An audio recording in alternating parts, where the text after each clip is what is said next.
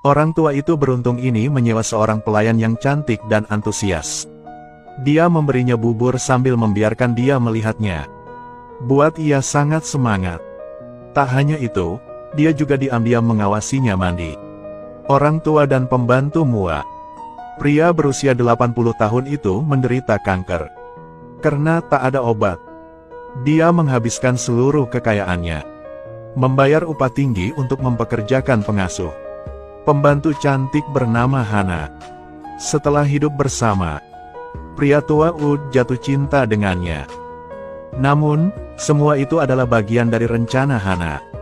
Hana tak hanya mengajak ia belanja. Seperti pasangan.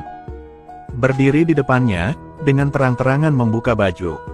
Tindakan rayuan ini membuatnya tak tertahankan. Suatu hari Hana mandi tepat di sebelahnya. Bikin ia tertarik. Lalu dia pergi ke kamarnya. Ingin kau membiarkan dia masuk? Hana masih diam. Seolah-olah dia telah merencanakan ini. Dia berganti pakaian seksi.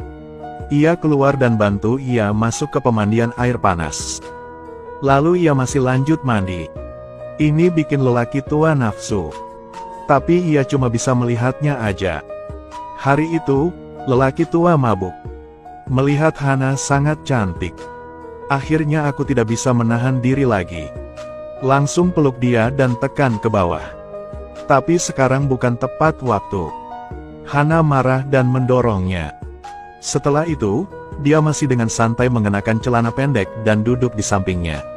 Lihatlah kaki panjang yang seksi ini. Orang tua itu juga perlahan-lahan mengembangkan niat buruk. Menyentuh kulitnya. Namun Hana langsung menolaknya. Hana sengaja membiarkannya mengalami rasa putus asa tersebut. Kok bisa? Kok Hana bertindak gitu? Di balik itu, ada rahasia yang mengejutkan juga. Dia hanya memberinya air dan memberinya jeruk bali. Untuk mengatasi perasaan kekurangan seorang pria. Sang istri telah menemukan cara baru untuk menghibur. Hari ini suaminya Trie Bang Hui tiba-tiba pulang. Istrinya Zhang Yi dengan panik dan turun ke bawah. Ada bau tidak sedap di rumahnya. KM ngapain? Bau apa? Kok bisa? Bahkan kamu berbau seperti itu. Mengapa bau ini sangat aneh? Ku perhatikan rumah itu berbau jadi aku menyemprotkan lebih banyak parfum. Zhang Yi takut suaminya mengetahui rahasianya. Dia dengan cepat mengubah topik pembicaraan. Ia ngomong sejak lama ia BLM pulang ke rumah. Sang istrinya masak. Tapi suaminya masih curiga. Setelah berpikir sebentar dia mendapat ide. Dia mengatakan bahwa perusahaan akan mengadakan pertemuan penting. Ia tak akan makan malam. Kemudian dia naik ke mobil dan memperhatikan semuanya. Tak lama kemudian, istrinya pun buru-buru pergi. Trie Bang Hui diam-diam memasuki rumah. Dia mencoba semua parfum di rumah. Dan ia pasti itu bukan bau yang baru saja dia cium. Sejenak menemukan. Akhirnya sang suami menemukan sekantong bubuk putih di tas tangan istrinya. Kaki Trie Bang Hui lemah dan dia berjongkok di tanah. Ia tak disangka. Istrinya nakal seperti ini. Sang suami duduk di sofa dengan mata tak bernyawa menunggu istrinya pulang. Ketika Zhang Yi kembali, dia tahu dirinya telah terbongkar. Jadi dia berlutut dan meminta maaf kepada suaminya. Memohon kepada Trie Bang Hui untuk terus membiarkannya bermain. Namun hasilnya hanya satu tamparan berturut-turut. Trie Bang Hui adalah seorang pengusaha terkenal. Dia takut Zhang Yi akan merusak reputasinya. Maka dia memanggil bawahan kepercayaannya untuk mengawasi istrinya. Berada di sisinya 24 jam sehari. Nggak boleh masuk ke villa. Bahkan saluran telepon di rumah pun terputus. Kalian tidak bisa keluar dari sini. Awasi dia selama 24 jam.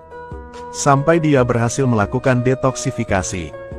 Jika dia menolak dengan kuat, tak peduli tentang dia. Jika Anda membantunya, Anda membunuhnya. Jika Anda perlu mengikatnya, ikatlah dia. Trie Bang Hui yakin Zhang Yi ketemu Hailuan. Sepertinya Hailuan sudah mengetahui hal ini. Ia degan marah ketemu Hailuan. Ku gak mau bantu ia. Alasan mengapa Zhang Yi terlibat dalam adegan ini. Ini semua salahmu, kamu tahu itu. Apakah ada wanita di sisi Anda yang memiliki kehidupan yang baik? Bajingan. Jika kamu ingin membalas dendam padaku, temukan aku. Mengapa Anda menindas wanita? Pria Bang Hui adalah orang seperti itu. Padahal apa yang terjadi? Dia selalu berusaha menyalahkan orang lain. Dan menganggap dirimu tidak bersalah. Hai Luan melirik ke arah Bang Hui sekali. Tak mau menjelaskan. Karena aku tahu bahkan ketika aku menjelaskannya, aku bertemu Zhang Yi. Hanya untuk meyakinkan dia untuk berhenti dari kecanduannya. Dengan pikirannya yang tidak stabil, pria Bang Hui pun tidak mempercayainya.